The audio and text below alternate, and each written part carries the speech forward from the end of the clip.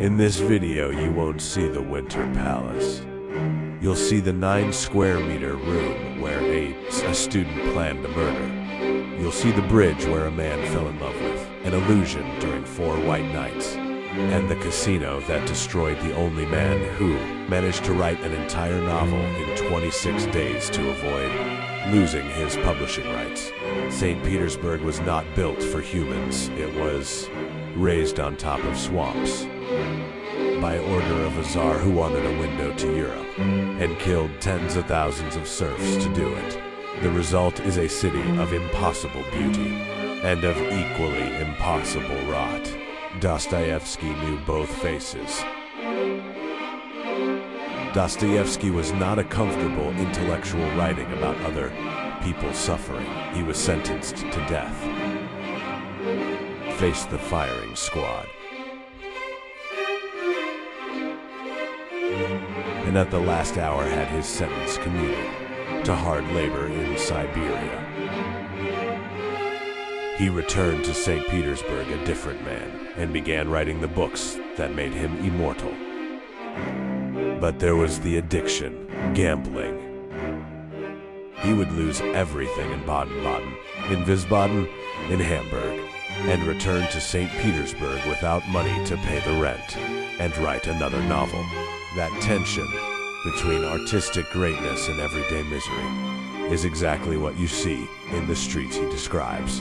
It was stifling hot outside, and there was a terrible smell coming from the taverns that stood with their doors wide open, especially in that July heat, and the drunks who were to be found everywhere, although it was a weekday, completed the horrible and miserable scene.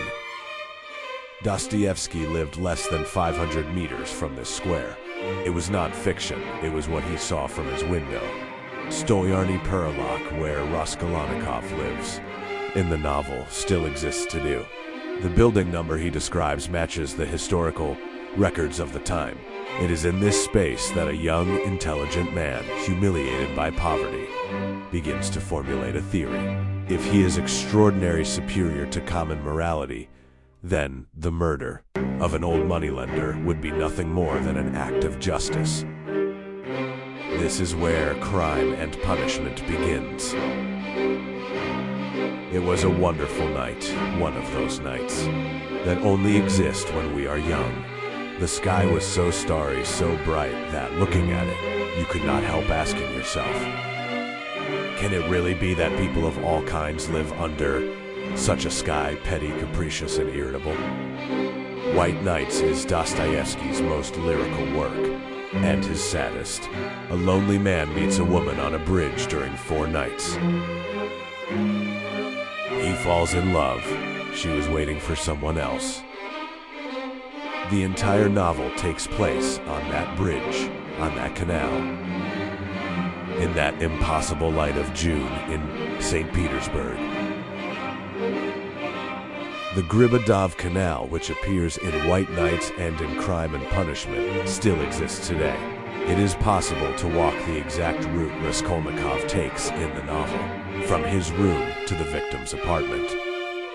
8 minutes on foot, passing through exactly the points Dostoevsky describes. He was writing a street guide.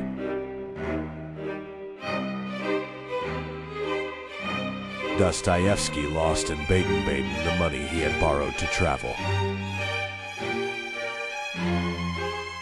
His wife's gold earrings and nearly the coat off his back. He wrote desperate letters begging for more money.